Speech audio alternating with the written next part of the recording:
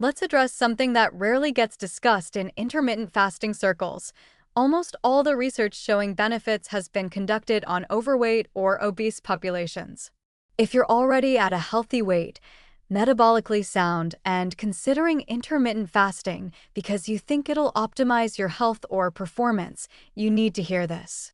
The evidence that it'll help you is actually quite limited, and there are legitimate concerns about whether restrictive eating patterns benefit people who don't have metabolic dysfunction to begin with.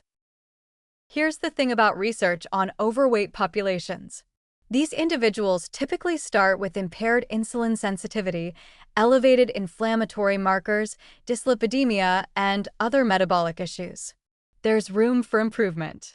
When studies show that intermittent fasting improves insulin sensitivity or reduces inflammation in these populations, what they're really demonstrating is disease treatment or reversal of metabolic dysfunction. That's valuable, but it's fundamentally different from asking whether healthy individuals gain additional benefits from restricting their eating windows. Think about it this way. If your insulin sensitivity is already excellent, how much more can it improve? If your inflammation markers are already low, what's there to reduce? The ceiling effect matters.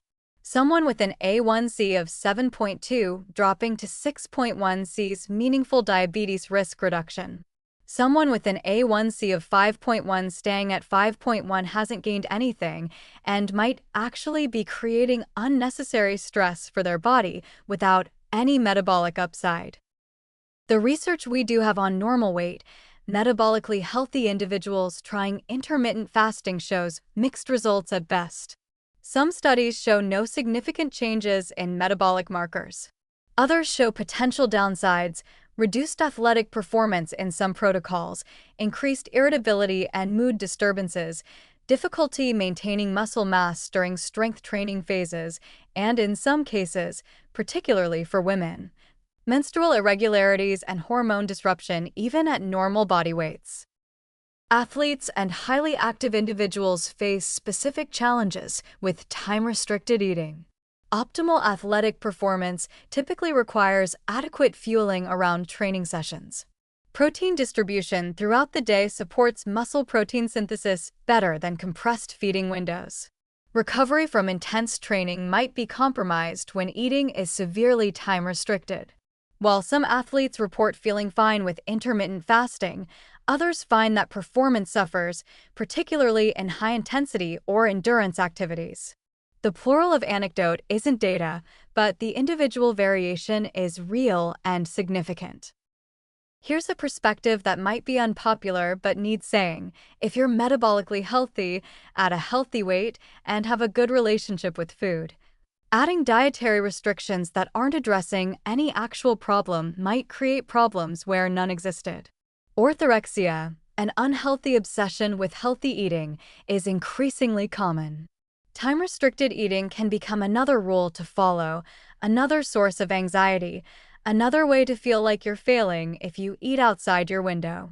For some people, especially those with histories of disordered eating, any form of dietary restriction can trigger problematic behaviors. That said, there are potential benefits of intermittent fasting that might apply even to healthy individuals. Autophagy, the cellular cleaning process that increases during fasting, could have longevity benefits, though we don't have long-term human data proving this. Some people report improved mental clarity and focus during fasting periods.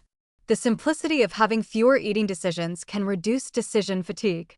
If intermittent fasting fits naturally into your lifestyle and preferences without causing stress, it might be fine even without dramatic metabolic improvements.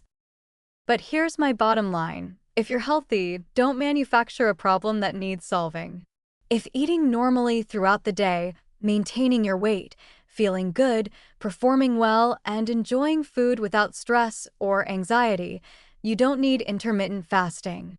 The absence of metabolic disease isn't a deficiency that needs correcting. Sometimes the best intervention is no intervention. Focus on whole foods, adequate protein, regular movement, good sleep, and stress management. These fundamentals matter far more than meal timing optimization for already healthy individuals. The research bias towards studying overweight populations makes sense from a public health perspective. That's where the disease burden is. That's where interventions are most needed. But it also means we're extrapolating benefits to populations that weren't studied. If you're considering intermittent fasting and you're already healthy, recognize that you're making a decision with limited evidence of benefit and some potential for harm, particularly if you're female, athletic, or prone to disordered eating patterns. Proceed cautiously and be willing to abandon the approach if it's not serving you well.